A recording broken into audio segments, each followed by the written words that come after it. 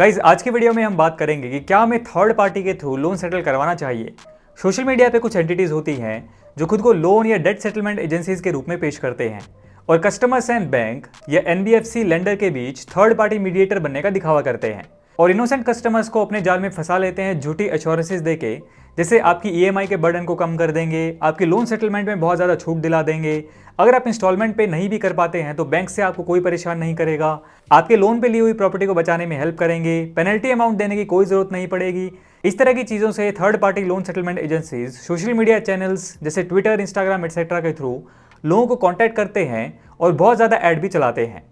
अब ये किस तरीके से कस्टमर्स को बेवकूफ़ बनाते हैं, आइए स्टेप बाय स्टेप समझते हैं। सबसे पहले सोशल मीडिया पे कंटेंट पोस्ट करते हैं और मेक श्योर करते हैं कि ये उनकी टारगेट ऑडियंस तक पहुंच जाए। और जब मासूम कस्टमर्स एडवर्टीजमेंट पर क्लिक कर देते हैं या पोस्ट पर कमेंट करते हैं, तब वो उस पर्सन को कांटेक्ट करते हैं और उन्हें झूठ बोलते हैं कि उनका बैंक या एनबीएफसी के साथ टाई अप है एंड उनका लोन कम अमाउंट में सेटल करवा देंगे, और उन्हें अपने वेबसाइट पर बजाज जैसे ब्रांड नेम के साथ झूठे दावों के जरिए ले आते हैं।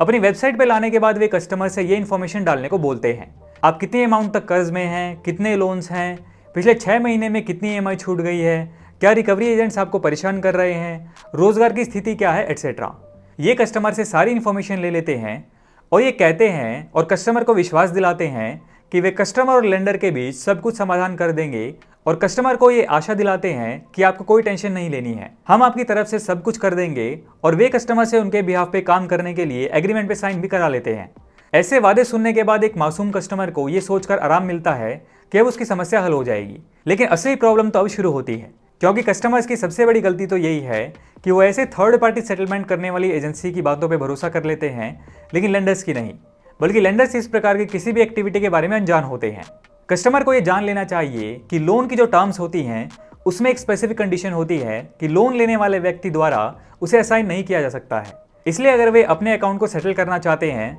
तो वे अपने बैंक या एनबीएफसी के पास जाएं और third party loan settlement agency से दूर रहें। हालांकि कुछ कस्टमर्स इन फ्रॉडस्टर के जाल में फंस जाते हैं और ऐसा समझकर कि उनके लोन का समाधान हो जाएगा, वो इन नकली एजेंसीज को फी के रूप में पैसा दे देते हैं, लेकिन वो उनके दिए गए वादों को कभी पूरा नहीं करते हैं, बल्कि उनकी मेहनत से कमाए हुए पैसों को चुरा लेते हैं। इंपॉर्टेंट नोट करने वाली बात यह भी है कि नकली एजेंसीज इनोसेंट कस्टमर्स को एनकरेज करते हैं कि कम से कम 2 ईएमआई तो डिफॉल्ट करनी है, क्योंकि वे अपनी फी के रूप में सिमिलर अमाउंट कलेक्ट करते हैं।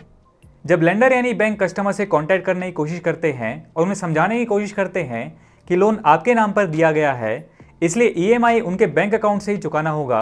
हालांकि देखा गया है कि कस्टमर्स लेंडर को पैसे वापस देने से मना कर देते हैं। कभी कभी जब लेंडर कस्टमर को कॉल करता है तो call third party loan settlement agency तक पहुंच जाती है और IVR यानी इंटरेक्टिव वॉइस रिस्पॉन्स सिस्टम द्वारा उठाई जाती है। इन शॉर्ट, जब lender third party loan settlement agency से कनेक्ट होते हैं तो वो कस्टमर से कनेक्ट नहीं हो पाते हैं। शुरुआत में वो नोटिस लेंडर को भेजते हैं और बाद में बैंक या एनबीएफसी के रिस्पॉन्स पे कोई फॉलोअप नहीं लेते हैं। इनोसेंट कस्टमर जो पहले ही ऐसी एजेंसीज को पैसे दे चुके हैं, उन्हें प्रोग्रेस की कमी के बारे में जानकारी मिल जाएगी और बैंक या एनबीएफसी से लोन की ईएमआई भुगतान के लिए फॉलोअप कॉल्स मिलने के बारे में जब वो उस एजेंसी के जवाब मांगेंगे, ऐसे में उन्हें एक बार कॉल को डाइवर्ट करने की जरूरत होगी और वो गाली गलौच वाले शब्दों का उपयोग करना शुरू कर देंगे।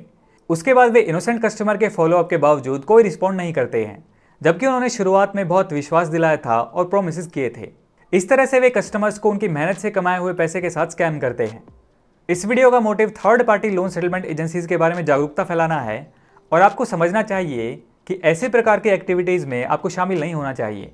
अगर आपको वीडियो पसंद आया तो इसे लाइक एंड शेयर कीजिए और मैं मिलता हूं आपसे नेक्स्ट वीडियो में ऐसी नॉलेजेबल टॉपिक के साथ।